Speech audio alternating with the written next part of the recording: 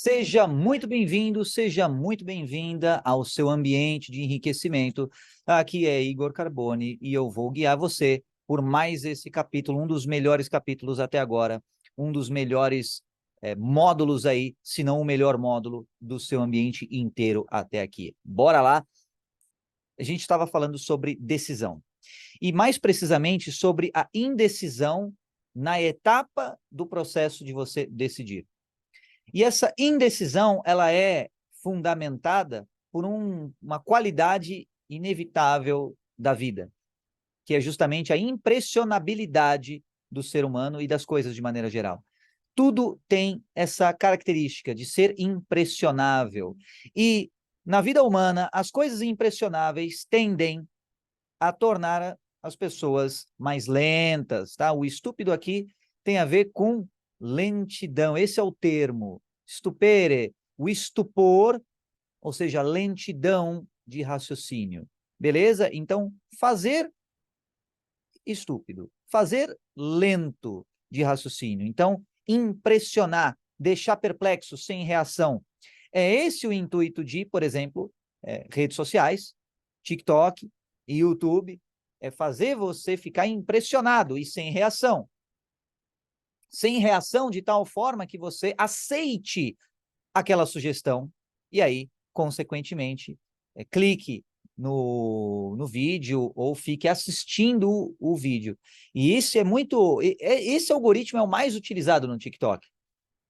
Tornar a pessoa estupefacta diante de uma estupidez feita no vídeo do TikTok, uma dancinha ridícula, ou um tagarelar qualquer, que por ser definitivamente, digamos assim, cringe, certo? Ou algum outro termo aí, faz com que a pessoa fique perplexa assistindo aquilo, tá? Qual que é a porta para a indecisão? O outro. Nunca é você mesmo ou você mesma que lhe fará ficar indeciso. Pelo contrário, sempre você mesmo, sempre você mesma terá a decisão já no seu coração. Agora, quando o outro te impressiona, quando o outro te entretém, entretenimento, entretenere imens, tá? Então, o que que é entretenimento? Logo mais a gente vai ver. Quando o outro te entretém, você passa a ter o seu locus cognitivo externo, a viver de aparências, viver vendo o palco dos outros e não os bastidores dos outros, e fotografias ao invés do filme. Então, olha só, o que quer dizer entertenere imens? Tenere é ter, só que ter nas mãos, de modo que você possa manusear, controlar. Enter, aqui neste contexto, é o interior, é dentro de alguma coisa. Imens tem a ver com mente, a mente da mente, ou seja, o núcleo da sua mente. Se você tem o interior da mente de alguém, você está no subconsciente dessa pessoa. Parabéns, essa é a premissa da indústria aí do entretenimento. Então, quem entretém sabe como acessar o subconsciente de alguém. Então, veja que o entretenimento, ele pode ser uma ferramenta utilizada positivamente ou negativamente. Depende do seu conhecimento. Depende do que você faz com essa informação. Você entrega a chave da sua casa, por exemplo, para qualquer pessoa? Você entrega a chave da sua mente para qualquer pessoa? Mas você entrega a chave do seu carro, por exemplo, para quem vai lavar o seu carro? Então, veja que você não entrega a chave do seu carro para qualquer um, mas você entrega para um manobrista, por exemplo. Então, você pode dar acesso à sua mente, ou ao interior da sua mente, para algumas pessoas em algumas circunstâncias. A questão é o seu discernimento. Para quem você vai fazer isso e por quê, principalmente. E o entretenimento, nesse contexto, também é uma indústria, ou também é um fenômeno, digamos assim, que te tira do seu foco. Porque são tantos jogos de luzes e impressões e formas fora do seu corpo, fora do seu interior, que isso passa a ocupar espaço dentro da sua mente. Por quê? Porque você não se opõe a esse tipo de investida externa. Quando você se opõe a esse tipo de investida. Quando você exerce uma força contrária, se vem um pensamento querendo te empurrar alguma coisa, você exerce essa empurrada de volta, aí você equilibra o jogo. E aí o entretenimento passa a perder o apelo que tem. Então, por exemplo, quando alguém aparece praticamente nu no TikTok fazendo uma dancinha, isso tem um certo efeito de estupefazer as pessoas. No sentido de, nossa, mas isso é tão, né, digamos assim, inusitado, tão inesperado, e aí esse estupor, sabe, esse atordoamento é justamente o momento preciso da propaganda ou do vídeo no TikTok inserir alguma ideia dentro da sua mente, no interior da sua mente. Então, o entretenimento, nesse sentido, é uma ferramenta extremamente perigosíssima e poderosíssima. É daí que deriva a propaganda, por exemplo. Então, a propaganda, ela trabalha diretamente com o seu subconsciente. E veja que o conhecimento do subconsciente humano é fundamental, é primordial para você entender tudo sobre o comportamento humano, sobre o comportamento político, sobre o comportamento social, as emoções das pessoas, por que as pessoas fazem o que fazem, por que pensam o que pensam e tudo mais. Entretenimento. Ter no interior da sua mente, tá? E aqui tem alguns outros pensamentos que podem surgir na mente de quem né, fica com o locus cognitivo externo, ou seja, tem o local de raciocínio e aprendizado fora da própria pessoa. O que é locus? É um local. É um termo chique para dizer local. Cognitivo tem a ver com aprendizado e com raciocínio. Então, se a fonte do seu raciocínio, a fonte do seu aprendizado está fora de você, você tem uma validação externa a você. E aí você passa a depender do outro e da reação para pautar a sua vida. E aí você fica preocupado com o que pode acontecer fora de você. O que o outro pode pensar, o que o outro pode falar, o que o outro pode fazer. E aí é claro que chances são de você ficar cada vez mais à mercê do outro. E aí você tem, por exemplo, vários influenciadores hoje em dia que pautam exclusivamente, desde o início da sua carreira, até os seus princípios, com base na opinião do outro, só do outro, o outro, o outro. E aí, novamente, a questão de Montaigne, os ensaios aí de Montaigne, que fala da máscara. A pessoa usa máscara tanto tempo na vida que, no final, não conhece nem o próprio rosto. Então, isso é um certo risco, você basear única e exclusivamente no outro. Carbone, é para não se basear nunca no outro? Não, é para você ter um equilíbrio, para ser tanto o outro quanto você. Mas aqui é quando o outro passa a ter um papel de predominância na sua vida. Ok? Então, aqui mais alguns termos para você degustar, digamos assim, que tem a ver com a impressionabilidade e o locus cognitivo externo. Ad, sub e emere, né? Então, aqui é quando você tem, o termo em português é assumir, em inglês é to assume, e quer dizer o quê? Assumir. Então, várias letras foram cortadas aí na formação dessa palavra, mas a origem no latim é essa, tá? Então, ad significa em direção a algo, ou seja, apontando para alguma coisa, alguma circunstância, alguma situação. O sub tem a ver com o quê? Sob alguma camada, embaixo de alguma coisa. E nesse contexto é camada. Camada do quê? Da mente. Porque quando você assume alguma coisa, e não assumir no sentido de assumir um relacionamento ou algo assim, é assumir no sentido de hipótese. Você assumir uma hipótese, ou seja, tomar algo como verdade. Interpretar uma possibilidade como sendo verdade.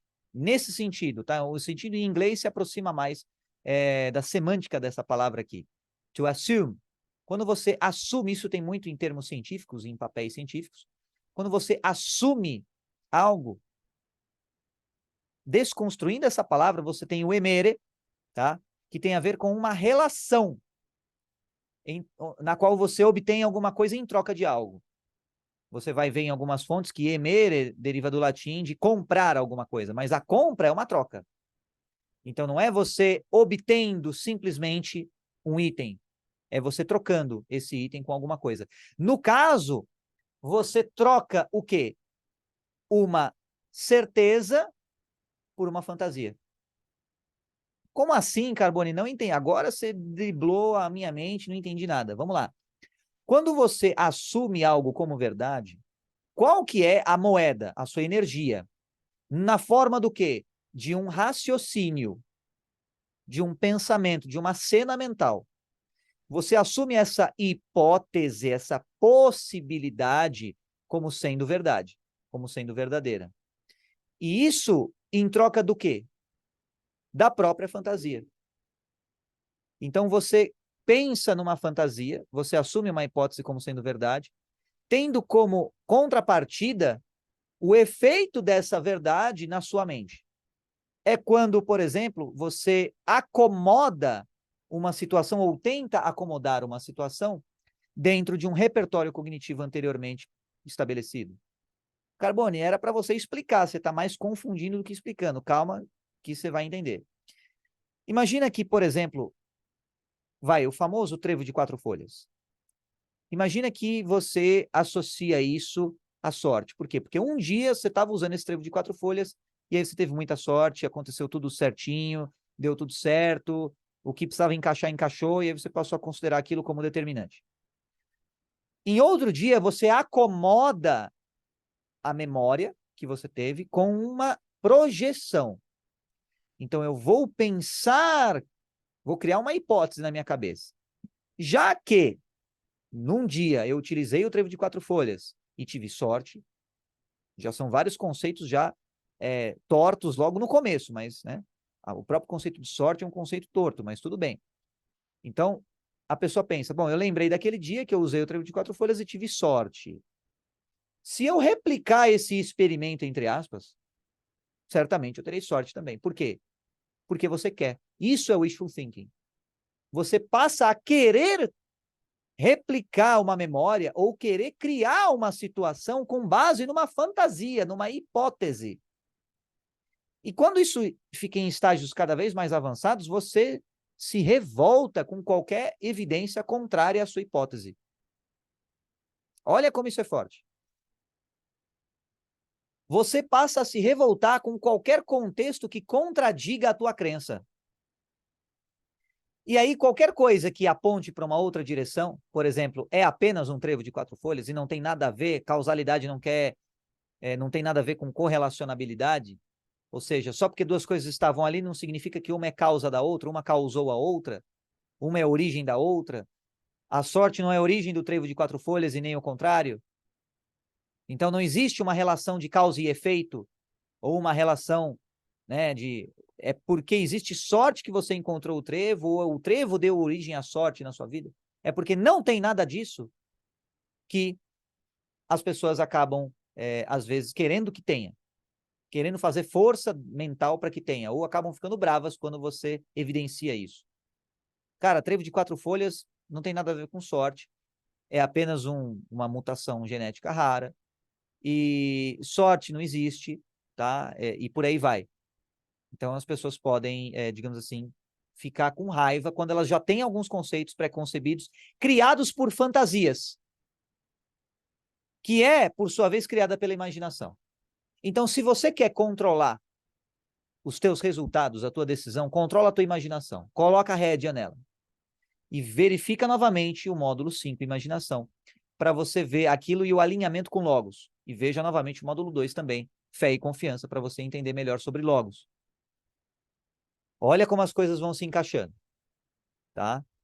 Então, a imaginação, ela cria na sua mente um cenário.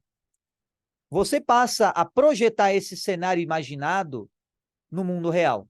E você quer com força que o seu cenário imaginado se concretize. E aí você assume hipóteses no mundo real para acomodar a sua fantasia, mesmo que seja uma fantasia imaginária, como sendo verdade. Esse é o problema do wishful thinking. Ele desconsidera simplesmente o mundo real. E esse é o problema que existe quando você assume hipóteses como sendo verdade. Você desconsidera o mundo real. E você bitola diante de qualquer evidência contrária. Isso é extremamente problemático. E isso é o que faz com que as pessoas fiquem indecisas. Por quê? Porque elas assumem hipóteses que não são verdade. São apenas hipóteses, mas elas tomam aquilo como uma verdade absoluta, como uma certeza. E aí elas constituem crenças. E aí fechamos o ciclo, né? Crenças limitantes te leva ao desconhecimento sobre as portas, as soluções para você. Porque você cria cada vez mais crenças tão discrepantes da realidade que a pessoa se desconecta da realidade. Da realidade objetiva, que é o quê? Que é justamente logos. Que é justamente, chame de palavra, de verbo, do que você quiser, mas é justamente esse conceito, esses princípios milenares aplicados na prática. Por quê? Primeiro, porque a física, né, e aí eu até expliquei num outro vídeo sobre a origem da palavra e como isso é uma função física, mostrei lá o sal, a placa metálica e tudo mais. Então, a palavra é uma maneira de você brincar, entre aspas, com a frequência das coisas, com a realidade. Então, imagina que você tem o Minecraft, é um item no Minecraft que você pode construir outros, é a palavra. É o seu crafting table, seja de 2x2 ou 3x3. Tá? Carbone, não sei do que você está falando, crafting table, Minecraft, cara, não entendi nada. Calma, meu jovem, que eu vou mostrar aqui para você o que isso quer dizer, tá? Já estou aí citando um jogo, tá? Para ilustrar isso aqui para ti. Então, olha só, isso aqui é o crafting, beleza? Então você tem itens que você une com outros itens e aí você cria um outro item. Então, por exemplo, faz sentido. 3 pedrinhas assim, mais 2 cabinhos assim, você cria um cabinho com umas 3 pedrinhas mais ou menos assim. E por aí vai. Aí você tem outras coisas mais elaboradas e tudo mais, tá? Então, o que é justamente isso daqui, ó? Essa possibilidade. Cada item aqui, cada estrutura para você criar esse item é justamente logos. É a estrutura que permite com que formas sejam feitas, com que itens sejam criados. E cada item, vamos supor que isso aqui é uma sílaba, isso aqui forma uma palavra. Vamos supor que isso aqui é um princípio, e isso aqui se torna uma conduta. Vamos supor que isso aqui é uma ação, e isso aqui se transforme numa vida. Tá? Então, é a soma de várias coisas que culmina num resultado que, inclusive, é maior do que a soma das partes. Beleza?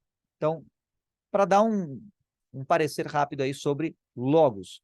E quando você supõe ou você assume, você deixa de considerar os fatos. E outra palavra, outro conceito importante é o conceito de supor. Supor é mais fácil de entender. Ah, eu supus que tal coisa. O que é supor? É sob e ponere. Ponere é pôr. Tá? Colocar. E aí é uma ação unidirecional. Ao invés de emere, que é uma relação bidirecional, você troca, poner é pôr. Você coloca sob alguma coisa, sob camadas na sua mente. Supus que isso. Então, você expressou uma suposição, ou seja, uma posição que estava sob uma camada da sua mente. Olha que interessante. Tudo isso tem a ver com indecisão. Por quê? Às vezes a sua indecisão tem a ver com suposições, coisas que estão no interior da sua mente. No interior da sua mente, que provavelmente chegaram através dos vários bombardeios de entretenimento na sua vida. E aí, se você vive com um locus cognitivo externo, você vive pulando de euforia para procrastinação. Ou euforia e anedonia, ou tristeza, ou depressão e tudo mais. Então, é sempre bipolaridades. Não no conceito clínico, mas no conceito semântico, tá? De extremos polares, montanhas russas. Então, uma hora está lá no topo do mundo, outra hora está no vale do mundo, aí assim vai. Então, fica jogado de um lado para outro. Por quê? Porque o seu foco está onde? No outro. Você está vivendo com base em impressionabilidades. E isso é lógico, tenderá a uma vida de indecisão. Por quê? Porque o outro é o foco e o outro sempre muda. Não dá para controlar o outro, a menos que nada. Não dá para controlar de fato o outro, certo? Então, foi uma pegadinha para ver se você estava ligado aí nesse vídeo. Não dá para controlar de fato o outro. No máximo, você pode diminuir algumas coisas que são expressas explicitamente pelo outro. Punindo, recompensando e aquela coisa toda. Ou seja, brincando com a impressionabilidade. O que é uma punição? É uma impressão negativa. O que é uma recompensa? É uma impressão positiva. E por aí vai. Mas ainda assim, quem tem a palavra final é justamente o coração da pessoa. É justamente o íntimo da pessoa. E quando você entende o seu íntimo, você sai de um nível de indecisão e passa para um nível de decisão. Você sabe que, independentemente do que aconteça, o importante é você seguir aquilo que você acredita. Faz sentido isso que eu estou falando para você? Espero que sim. Por enquanto é só de conceitos novos aí no vídeo de hoje, tá? Trouxe bastante conteúdo para você, imagino que muita coisa do que eu trouxe talvez você já sabia, ou não, ou foi uma coisa inédita. O importante é você entender que o entretenimento e, de maneira geral, a impressionabilidade vai sempre tentar empurrar para você um conceito. Cabe a você exercer uma força contrária a essa impressionabilidade para você, primeiro, resistir, defender os limites da sua mente e, em contrapartida, você saber aquilo que é o seu coração e não suposições mentais plantadas pelas circunstâncias da vida em você. Entenda isso e você deixará o seu processo decisório muito mais claro, muito mais leve e fácil. Combinado? Fez sentido para você? Deixa aí nos comentários. Vejo você no próximo vídeo!